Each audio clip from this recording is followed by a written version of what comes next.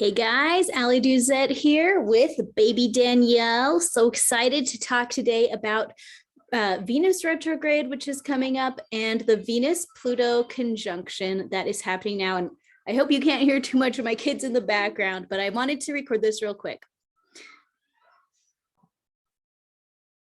Today, I wanted to pull up the charts because things are happening right this minute. So let's share my screen. And I just want to show you what's going on in the night sky right now. And then we'll do a little bit of tapping and, have some stuff to think about. Okay, so this is the chart of right this minute, December 11th, 2021. For me, it's 12:34, 1, 2, 3, 4, 11 milliseconds or whatever that is measuring. I'm in Springville, Utah. Okay, and this is the chart for right this minute. And this is the thing that I really wanted to show you. This is Pluto and Venus exact at 25 degrees Capricorn. And you can see they're almost exactly exact right this second.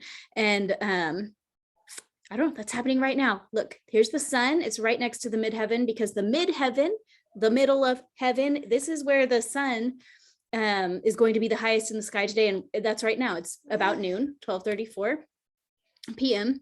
So that's where the sun is right now.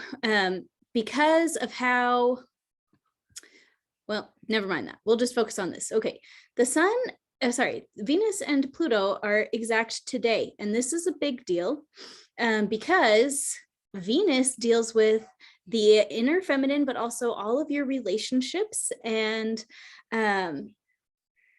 beauty. It deals with money. Okay, Venus rules Taurus and Libra. And so everything that Taurus deals with and everything that Libra deals with, it's exact Pluto. Pluto is the planet of death and rebirth. It's the planet of transformation and all the stuff that you don't probably want to deal with. That goes with Pluto. And so when we have those things together, what that's telling me is that it's a time that we might be experiencing some transformation of our relationships, especially, possibly in the home, especially, Venus covers like marriage, and again, money. So we might be having some upheaval around all of those things, our relationships, marriage, money, all of that kind of thing. Now my thing here did not show everything. I have the same program on my phone and I have it on different settings on my phone. So let's see. There we go. That's the white moon. And yeah, we'll just add that because that showed up in my chart on my phone. That's this guy right here. This is the white moon Selene, and it is a mathematical point. It's not a real thing, or like it's just real math. And white moon Selene is kind of like the happy opposite of black moon Lilith. It's considered kind of benefic, where it is, it brings like gentleness and kindness and lovingness.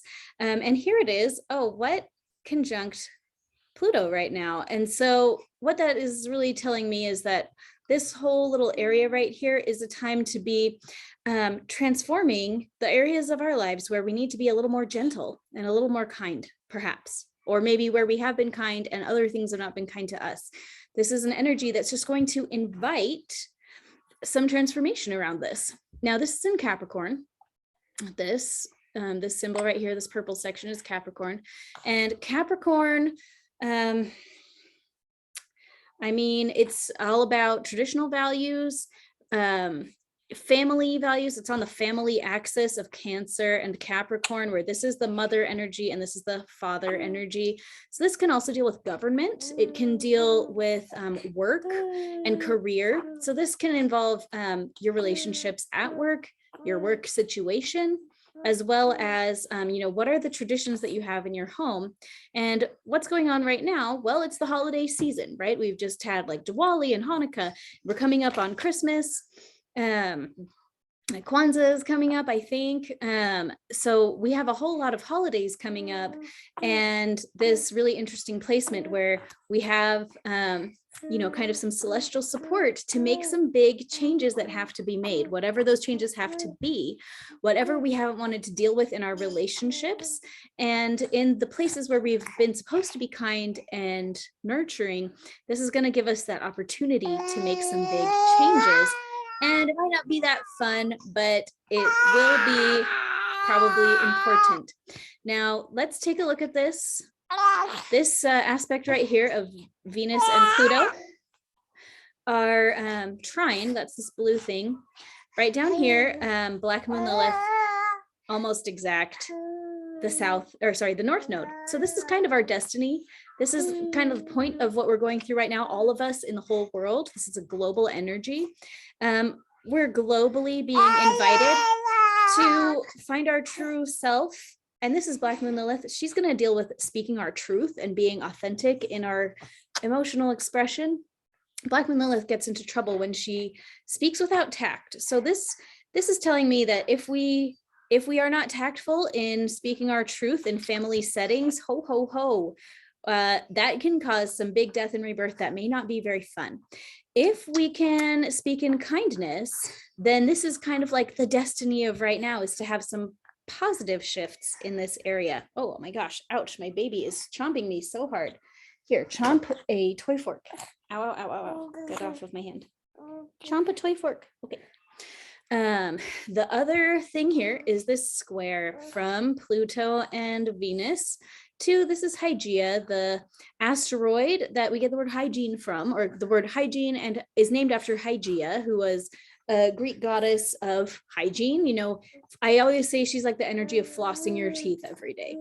Okay, and so this square is going to mean that there's going to be probably some tension in how we have treated our relationships every day. What are our daily habits when it comes to our relationships? This is Libra relationships. What is unfair about how our relationships currently are? This is a time when all of that is going to be brought to light, and we're going to have a chance to rectify the situation. And now again, are we going to rectify it with tact or not tact? Black Moon Lilith can really go either way. She can speak things really cruelly and cause a lot of problems that way. Or if she, comes from a space of healing in her own heart, she can express things much more positively, and that is going to be a much better option, in my opinion. So that is one thing that's going on right there. And then from here, we have this trine right down to the part of fortune. So that's where our treasure is going to be. Is going to be dealing with, what are our daily habits like with our relationships? How are we going to fix them? Are we going to do it with love and tact? Are we going to cause a huge problem at our Christmas events, right? Why are we going to cause a huge problem at the family party? So we have a real structure this holiday season to be restructuring our relationships. I want to take a quick look at this grand trine here. It's actually grand trine. It's a grand kite. So you see it makes this kite shape. Over here we have Hygeia for our everyday habits. Over here is Jupiter, who's going to expand everything. Jupiter is considered a benefic. Where it is in a chart, it's always good. It's good to have Jupiter wherever it is. It's a good thing. Part of fortune, also really good. And what is this all pointing at? Oh, it's pointing right up here at Mercury in Sagittarius. So Mercury again deals with communication. Mercury's the talker. And so what is this telling me? It's that as we work on this situation and having that rebirth of how do we experience our relationships every single day, this Aquarius is a really humanitarian energy. It really cares about everybody around. And so Jupiter can really expand that. How is your behavior going to bless everybody around you? How are your words going to bless everyone around you? That's where you're going to find your treasure. And I view this opposition right here at the two ends of the kite. It's like a rubber band. We're going to sink into the treasure of our positive communication. And here's more positive communication. So here's the big takeaway for what we're going through right now for the next week. Really focus on speaking your truth with love. Speak your truth with love, and that will change everything. Keep an eye on what is going on with your habits. How do you treat the other people in your life? Remember, this is not about how other people treat you. It is not about how other people treat you. And I know from my own self and also from all of the people I work with, like, guess what? People treat us unfairly. Everyone gets treated unfairly, and it's not fun and it's not fair. But you can't change that. You can't change how they behave. You change how you behave. So this is an invitation for us to look within and say, where am I not good enough? What is my problem that I need to fix? And how am I going to speak kindly with love? You know, this is Venus, Pluto. How am I going to transform the way that I show my love in my family, in my job, even in my workplace settings, in traditional settings? A Christmas party could, like, if you have a lot of family traditions, that can be a Capricorn type of a thing. But this Jupiter going on in here, part of fortune, and this white moon stellium right here, all of that is just really telling me that if we're going into this from a space of trying to work on ourselves and being really loving, this can be a really positive energy. Now we're coming up on Venus retrograde. It starts next Sunday. And that's going to be 40 days where everyone in the whole world gets this big chance to reevaluate their relationships. So this is just kicking it off to like a pretty grand start right now. But we're really going to feel it starting a week from now for about 40 days. And one of the astrologers that I work very closely with has created a class just on how to handle this Venus retrograde that's coming up. And I'll link that below. I do recommend it. And but anyway, if you only take out one thing from this, it is speak truth in love. Figure out what's wrong with you in how you handle your relationships. Get out of that space of blame. Remember that you can't control other people, you control you. There is an appropriate way to handle your feelings and what's going on in your relationships from a space of love and compassion for yourself and for the people around you. Work on your own self-healing so you can get into that neutral zone. And you're going to see for yourself how this will create this like catapult of treasure through your communication in your relationships. Okay, that's it for today.